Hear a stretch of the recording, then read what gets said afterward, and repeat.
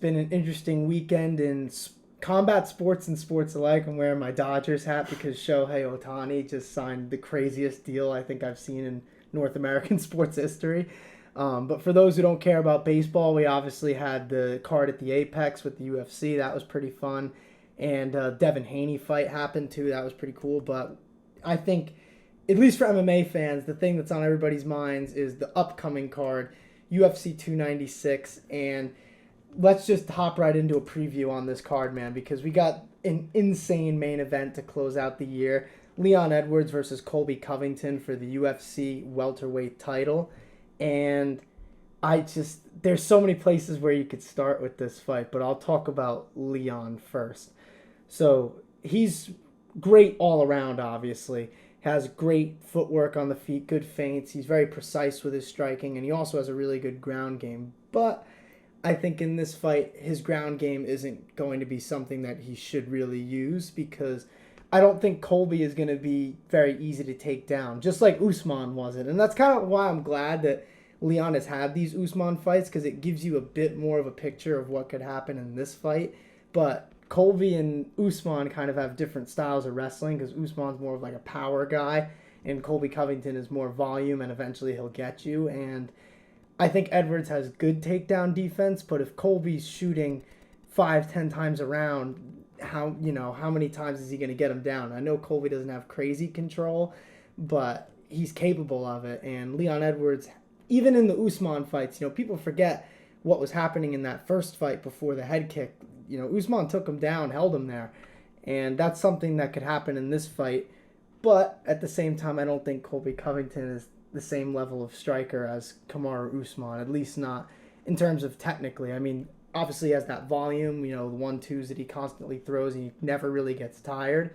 But at the same time, I don't think that his stand-up matches up very well with Leon's unless he kind of makes it uglier and really breaks that range. Because one of the things that Leon is so good at is he keeps his range. And guys like Nate Diaz and, volume people like Colby, I think they have a harder time closing that distance, because it's not like you can just throw one power shot and Leon's going to be off you, you know what I mean? But I guess that's my initial take of this fight. Maybe something that you say will give me more to go off of, but what do you think of this fight off the top here? I mean, yeah, I'd say I tend to think very similarly, in the sense that Colby is really gonna have to work this fight short. I don't, because obviously you just left it off with Leon's range advantage, and I think that's definitely gonna play a pivotal part. Maybe even if it's not through all 5 rounds of the fight, it at some point, at some sort of turning point during the fight, I think you'll see maybe you'll have to watch the fight a few more times over to really catch it. But I just think that goes to how far Leon Edwards technicality has come. And I think with Colby too, it has been a while. I think it's been a while for both guys. Pretty much have definitely had plenty of time to. Here's a fun fact about Colby Covington's last fight.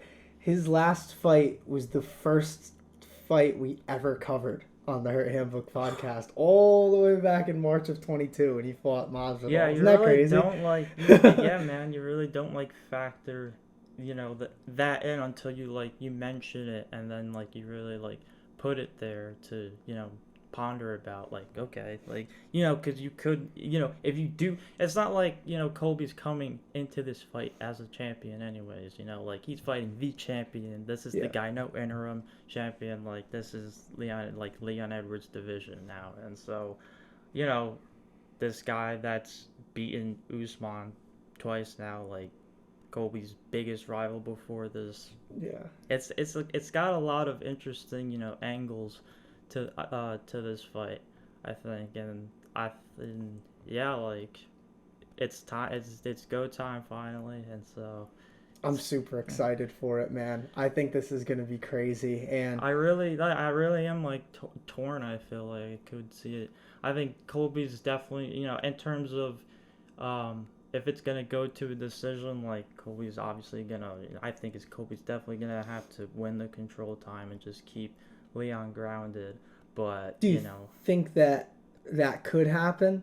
Obviously, like, we don't love making picks really one way or the other, just out of respect. But like, just on a technical side, do you think that Colby has the style to keep Leon down? Yeah, I definitely. It's just in terms of the just straight up strength advantage that goes to Colby Covington. Like I just think his wrestling can outmatch anybody that much, and like yeah, that's pretty much that.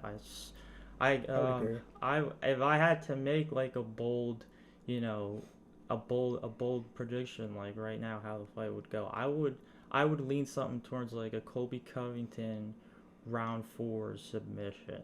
That would be crazy. That's an interesting one for sure. Because yeah, I just think Colby's obviously still got that pedigree to him, and these two they've it just feels like one of those fights that's been feels like it's been boiling for so long until like finally right now we're finally getting to see it happen. Yeah, I mean, Colby with the whole Leon Scott, Yeah. Edward Scissorhands. It feels like it's been brewing for a long time. So many like ways you can uh, see the fight playing out in your head. I think so. That's where I land right now. I feel like I would go with Colby with the upset.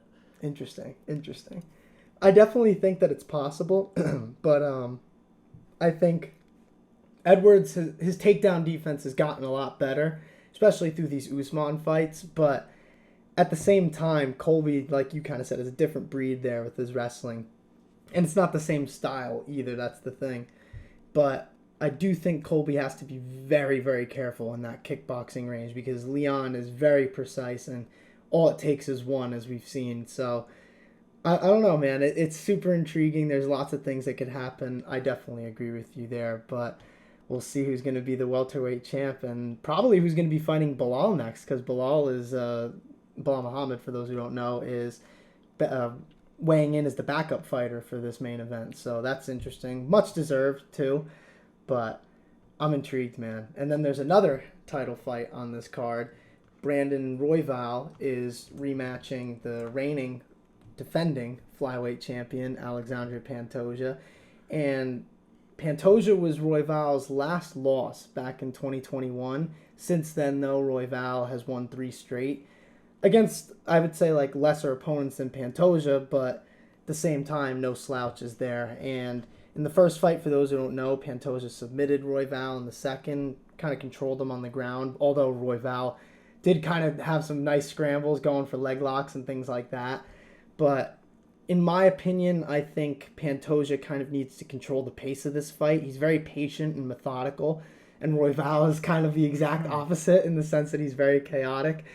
So I think Pantoja needs to slow the fight down and keep it in his wheelhouse, measured on the feet, on the ground, hold control, really work to get from position to position and really like don't leave Royval those spaces for him to do something crazy like roll for a leg lock or go like scramble to get back on the feet or even like on the feet when you think about it, flying knees, spinning back fists, all the things that this guy throws at you. I think that my opinion is honestly very similar to what it was in their first fight. Like as long as Pantoja doesn't make any dumb mistakes that allow Royval to do something crazy, I think that he should have a good chance at winning the rematch, honestly. But what do you think about it? Yeah, I think like it just, I think I think something we'll see, out of Pantoja probably.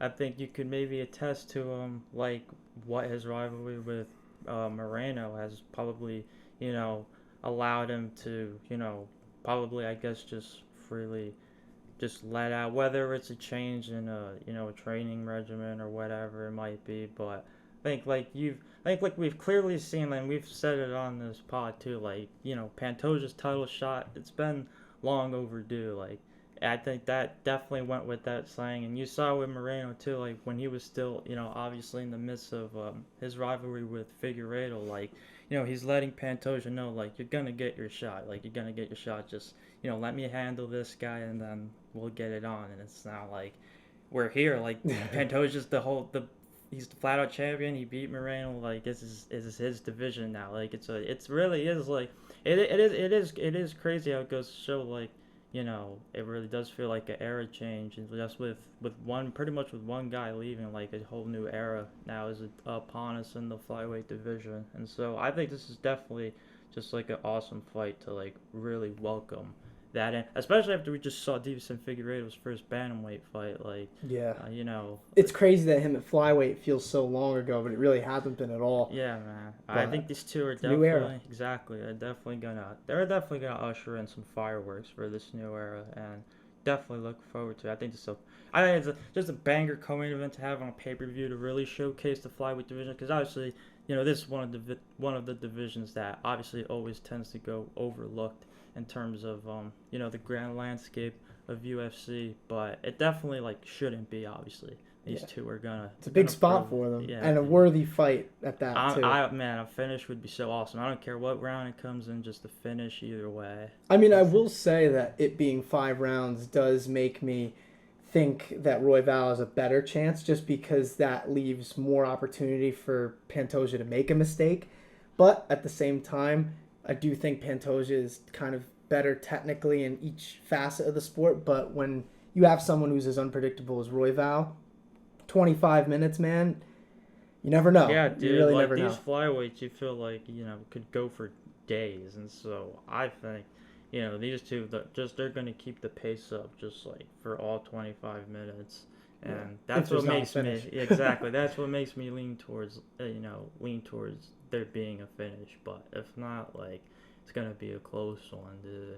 Yeah, man, for sure. I mean, the But title I fights would, on this yeah, are I crazy. think it's it's more than fair to lean to the champion. Yeah, I mean, especially like I said, It's considering that exactly. he's already beaten him and fairly convincingly. And the thing is, like, Royval's win streak has been impressive, but it's just not the same caliber of opponent. It's just not. Nope. And yeah, well, let's move on to the next one, because we got a crazy welterweight fight to talk about. Shavkat Rakhmonov versus Wonderboy Thompson. Very like. It's an important fight in the division, and it's like really intriguing stylistically, because Shavkat, it's not long ago we were calling this guy a prospect, but he's number 5 in the world at this point at welterweight, so he's already a contender. And then you got Wonderboy, who's already fought for the title on multiple occasions against Tyron Woodley. We know about him. One of the best strikers in UFC history. It's very interesting style because it's that karate, switching stance, lots of feints, and he waits for counters. It's almost like a point fighting style, but Wonderboy has perfected it. Yeah, and there's not many guys, as far as I know, like that have been able to do that the way Wonderboy is able to. Well, it's almost like the reverse of Khabib, in the sense that, like, he's one of the few fighters who know his game plan every single time. And it's just a matter of, can you deal with that and can you stop it? Exactly. Guys will get like shamed for that amongst like MMA fans, but Wonderboy obviously is beloved amongst the fan base, and so for good reason. Obviously, like he does it the right way, and like that's what makes this matchup right here so intriguing, with a guy that's undefeated and has won every single fight via finish. For Wonderboy to even take this fight, like it's massive in both careers, but definitely Wonderboy's being where he is right now, like he's trying to get not back. exactly. You might not ever get another shot like this closer to the title than you are right now. So And he could win this fight. Like, I love Shavkat, but Wonderboy has a style that he could win this fight. But I think Shavkat needs to take him down. And like, I know he likes striking. We saw his war with Jeff Neal. But that is with Rakhmonov too. Like he is looking for the kill, like in and out, whatever, however he has to get it. And so what makes this fight with Wonderboy so intriguing. Like Wonderboy is I don't know what the game plan is gonna be, but it's definitely gonna be not to get knocked out. And so 17 fights for Shavkat, all finishes, and they're all wins. Obviously, he's undefeated. So it's tough. I mean, Wonderboy has to do something that nobody else has done before, but he does have the style to do that. And if Shavkat gets drawn into a brawl on the feet with Wonderboy, that could prove to be an upset. But I do think Shavkat is so good all around, and I would hope that he, for his sake, that he would do the smart thing and try and mix this fight up, take it to the ground, because Wonderboy has great takedown defense. I mean, you have to have a style like that, and I think he knows that. But if I think Shavkat is so good everywhere that I think he would be able to get him down if he does try. Just can't be a pure striking match, because if it's pure striking, I still think Wonderboy has such a big advantage there against really anybody in the division. I mean, we saw him versus Kevin Holland. People were saying that these two guys are both great strikers, and look what Wonderboy did in that fight. Yeah. And I think Shavkat is better than Kevin Holland right now, but you can't brawl this guy. People have tried to strike at Wonderboy, and it's never really been that effective. Only Anthony Pettis has really been able to get over on him. But I'm intrigued, man. Shavkat's a big dude too. I think that's going to be tough for Wonderboy. I mean, Shavkat's a strong guy. It's just very unpredictable because you never really know what's coming, because this dude could take you down and beat you up or submit you just as easily as he could stand and bang on the feet. So I think with a win, Shavkat is right in the title picture. Yeah. And with Wonderboy, I don't think he's as close to the title as Shavkat would be with a win, but I do think this really helps him if he does get this upset and against a guy that nobody's really wanted to fight in that division. Exactly. Like I said, I think it's pretty much now or never for Wonderboy. I think for him to even get this fight offered to him, I would say is a big deal, in the sense that it is towards the latter part of Wonderboy's career, and obviously Shavkat is on the absolute come up right now, and so with both guys, this is the closest they've been. I'd say at least with Shavkat is the closest that he's been to the title in his career so far, and for Wonderboy, who knows if he's going to be able to get back here on this stage again. So yeah, and if you think about it, the next fight on this card is kind of like a similar situation. Young, up-and-coming guy up against an old veteran, and that's Tony Ferguson versus Paddy Pimblett. And before we get into the fight with this, I kind of agree with what Paddy Pimblett said. He's in a lose-lose situation because he needs this win to solidify his status at lightweight. yeah. But if he wins, people are going to say he beat a washed Tony Ferguson. If he loses, they're going to say he wasn't worth the hype to begin with. So I ask you, what do you think if Paddy Pimblett wins this fight? Well, I think that either one way or the other, Paddy Pimblett should win this fight. So it's pretty much where if Paddy Pimblett's coming in this fight, playing, I don't even want to say it like that, playing down to Tony Ferguson, but just obviously where the two are in their careers right now. If Paddy wants to play down to leaving himself susceptible to any Tony Ferguson, if Tony Ferguson wants to, however Tony Ferguson wants to fight this fight, whether he wants to finish Paddy on the feet or he wants to go to the ground with them, whether Paddy's going to play into that wheelhouse and then just try to beat him that way, for the entire fight. It's interesting because the way that I view this, I think that Paddy would be better served taking him to the ground. And it's weird because the more I thought about this fight, they honestly have very similar styles. They're both cheeky and crafty on the ground, and they're hittable on the feet, but they're tough and they can land with power. That's part of what makes this fight so fun. I think Paddy also, if I'm not mistaken, you mentioned too, I don't know. I don't obviously not that he's looking to make this a war, but I think he's aware this could very much be a lot closer than people are probably anticipating on my end to beat Tony Ferguson, and I would agree with that too. Because as unfortunate as it is where Tony Ferguson is, how Tony Ferguson has looked. Not even just him losing, but just how he's losing these fights. At the same time, the guy, he comes, he's all business. It's not like he's playing, it's just where we are right now at this point in time.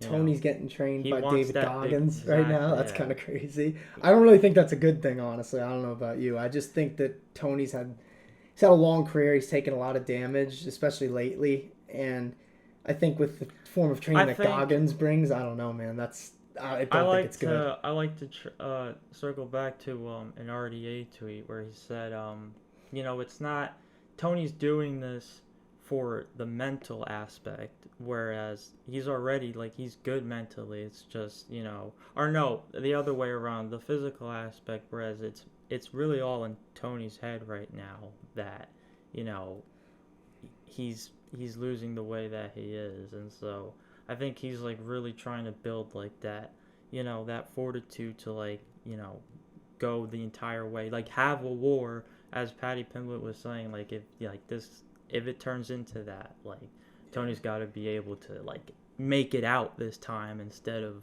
getting finished. Yeah, So. and I think Goggins can help in the mentality play as part of it, but physically, I don't know, man.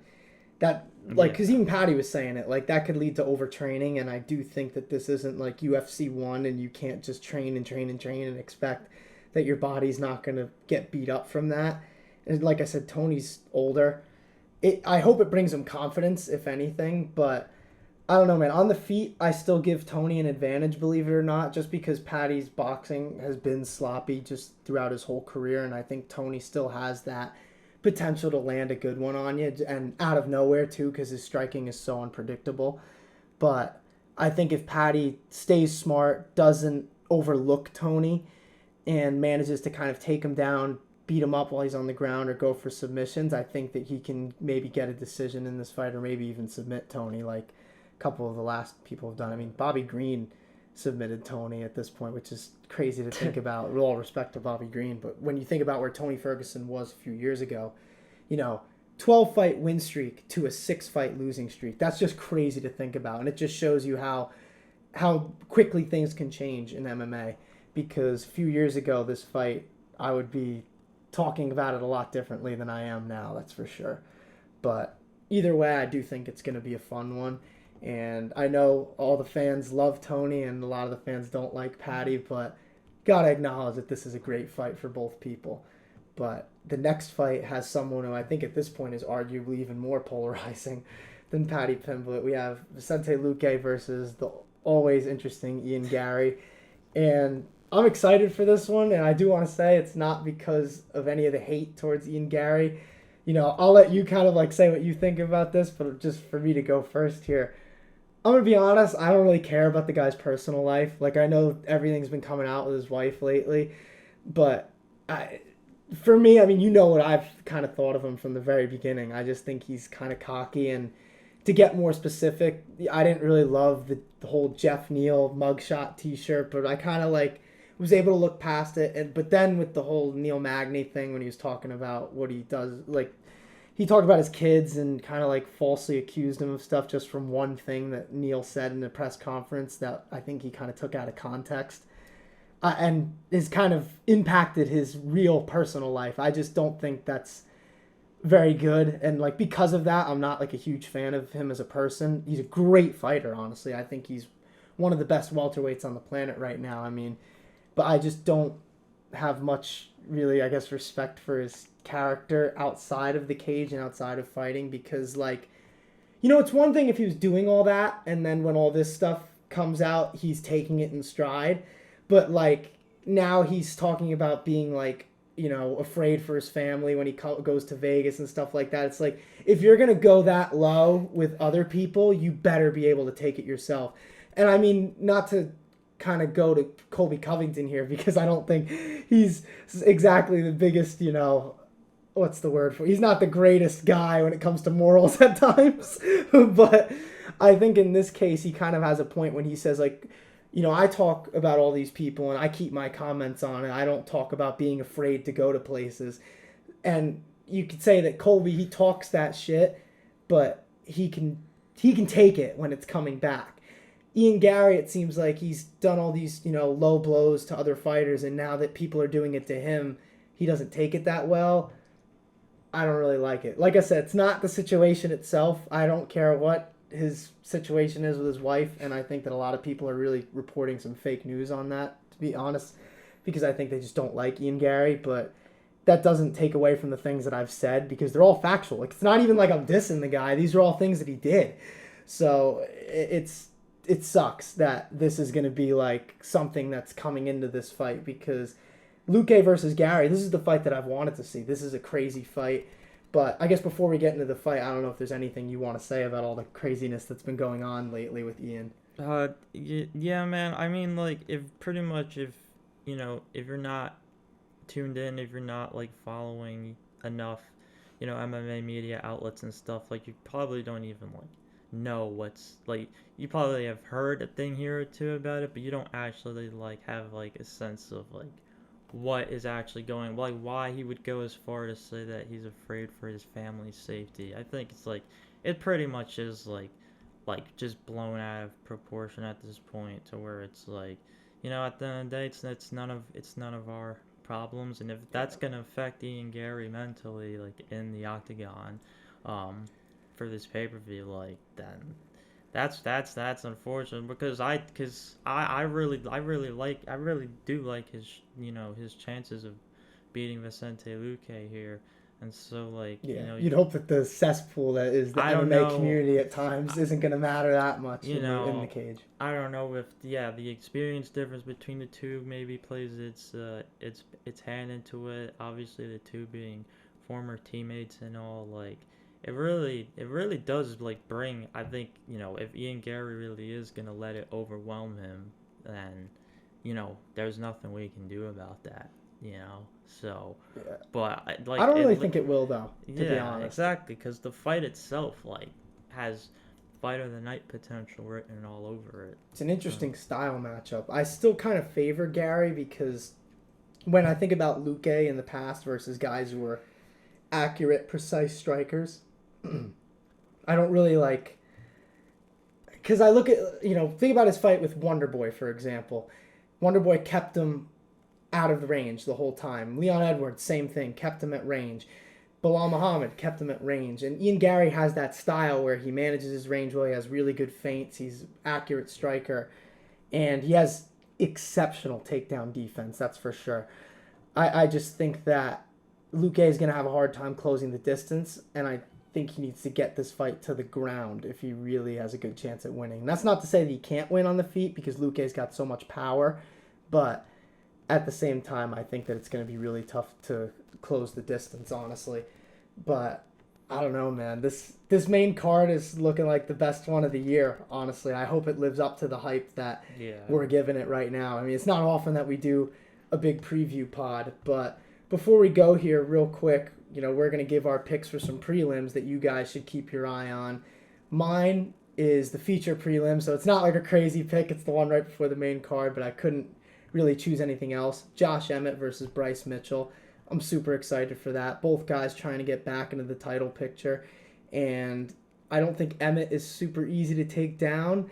And that leads me to think on the feet that he might have an advantage. But if this does go to the ground, Bryce's jiu-jitsu, man, with how unpredictable he is down there, I think that anybody could really win this fight. And especially because Bryce is taking it on short notice, too. That always adds a different element for both fighters.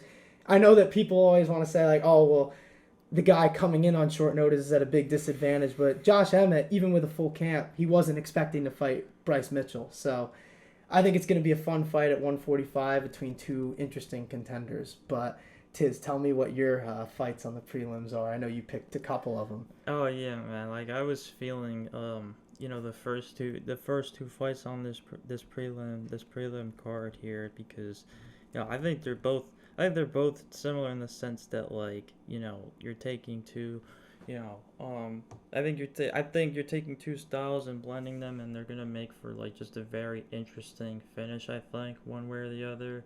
The first one between Casey O'Neill and Ariane Lipsky, and the other being between Cody Garbrandt and Brian Kelleher.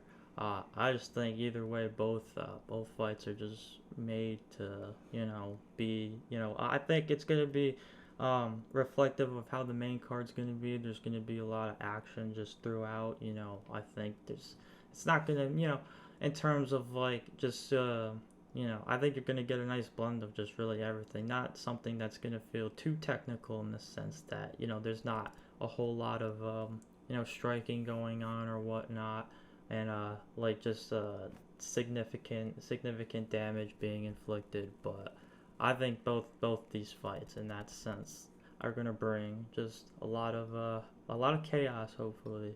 So I love it, man. I mean, this card from the early prelims all the way to the main event is super Yeah, I interesting. think there's a I lot can't to wait. prove for all four of them too. So that's where like True. if I were to make a pick, I think for both like I would just side with the favorite here, which I would assume is Cody Garbrandt and Casey O'Neill.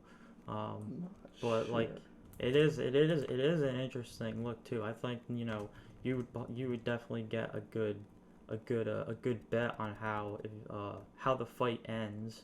Whether decision, knockout, submission. I don't think that Garbrandt versus Kelleher goes the distance, honestly. And Cody's a minus 205 favorite, by the way, in that fight. There you go. Yeah, there you go. And Casey O'Neill is a minus 192 favorite. This is on DraftKings, by the way. But, yeah, man, I'm intrigued. I can't wait for this card. Biggest one of the year by far, and we'll be back next week to talk. Dude, before we get out of here, though, like, Sure.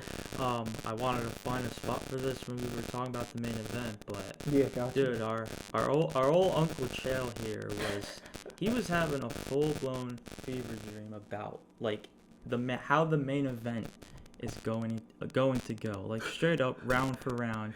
You might have to send me a screen recording of this so I could show everybody, just in case they're not. Yeah, you just saw the glimpse right now. That's funny. Chael Sonnen just came up with a whole just like script of how the main event is gonna go, and it was genuinely like, just chill out for a second, Chael. But like you might be onto something as well. I love it. Chael is so interesting to me, man. He was talking the other day. I saw a video of him talking about DB Cooper, which is I don't even want to go into that. If people don't know the story, just look it up for yourselves. But we'll be here next week, and if you did look up DB Cooper, comment and tell us what you think about that story. Thank you for the continued content, Chael. Oh yeah, for sure. And that's it, and we're going to go get in the hole. We'll see you guys.